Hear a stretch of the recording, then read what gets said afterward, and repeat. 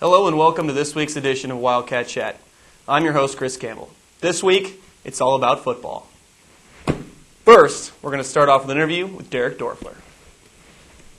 Thanks, Chris. I'm now joined by outstanding field goal kicker for Baker University, Doerfler. A junior here, you had all of our 15 points in the latest victory against William Jewell, including the game winner. You're awarded National Player of the Week, Special Teams Player of the Week in the NAIA. How was your weekend? Well, it was unforgettable. That's how I would describe it. 5 field goals in one game. Never thought it was going to happen. But getting the National Player of the Week award is I've never had a national honor. So, coming from saying that I had the best weekend in the entire NAIA is pretty special. Yeah, it's pretty huge. Yeah. All right, not only is that pretty special, you also got a couple of Baker University records. You already had longest field goal you made earlier this year, a 57-yarder. You beat that with your 62-yard game winner, plus most field goals made in a game with 5. How important are those to you? Well, the 57 was huge. It was almost a 20-year-old record. Mike Gardner, great kicker we had here. Anytime you can break a record, it doesn't happen too often. So, especially 2 in one game. I like beating my own record. Sure. That felt pretty good, and hopefully I can do it again. Yeah, might as well just keep adding on to it. Yeah, that's right. All right, now talk to me a little bit about the fact that kickers are sometimes alienated on their teams, some not thought of as actual football players. Did making this clutch kick give you some respect on the team, or did you already have it? Well, I definitely didn't have any respect last year. Obviously coming from the soccer team, Sure.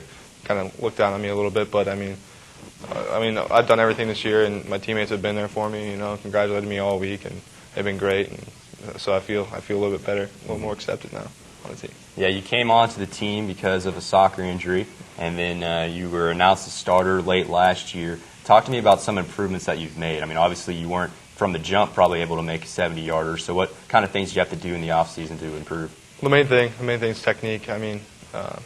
Anybody can kick a football, but if you have the right technique, it's going to fly off your foot if you have any power. I went to a lot of camps, a lot of different camps, kicked with a lot of guys like Mason Crosby, some of the best kickers in the NFL, and working with them on kickoffs and field goals, just getting the right steps and everything is the most important. I had the leg, I just had to get the steps down and practice all the time. How did you compare yourself to these NFL kickers as far as ability?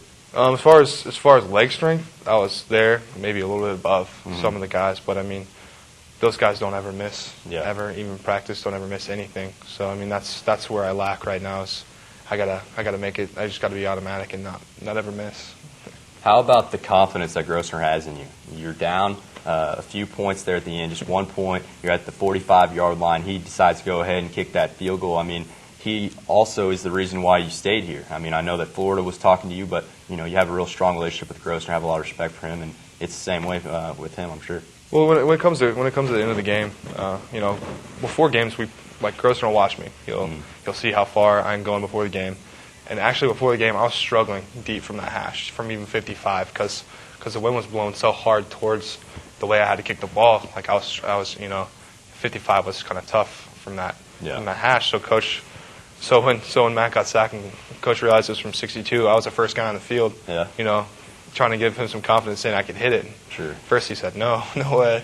He's got a touchdown play of mine, and so we talked to Ryan and Micah in the huddle, and they decided to kick it. And then they took a couple timeouts, and I'm surprised he let me stay out there and didn't change his mind through the couple timeouts. But Grosvenor's been huge in my success. Yeah. I've never would have got a chance to play if it wasn't for him. So. Yeah, so that's why I stay here. I love Baker. I loved it for the first 2 years. I got so many friends here. I never wanted to leave. Yeah, he probably wouldn't be hesitant to put you in there in the same situation now that you've proved yourself. Yeah, I know. All right, so you talked about how power-wise you match up with NFL kickers. You just got to work on that consistency. Is that something that you plan to do in the future, try out for an NFL team, or are you still pretty early in your thought process about it? Yeah, honestly, that's what I want to do with my life. I want to play professional football, and hopefully I have another season. I've got a few looks this year from what I hear from some guys, from my coaches elsewhere. So, it's looking good right now. But, I just have to prove myself next year and finish this year strong and see where I can go from there. Maybe talk some NFL draft and maybe that's a possibility in the future. For sure. Well, you keep up the good work. Maybe a 70-yarder is in your future in a game. Either way, you keep that leg healthy and keep doing a good job. Thanks a lot, Derek. Back to you, Chris. Now we're going to go to a quick commercial break.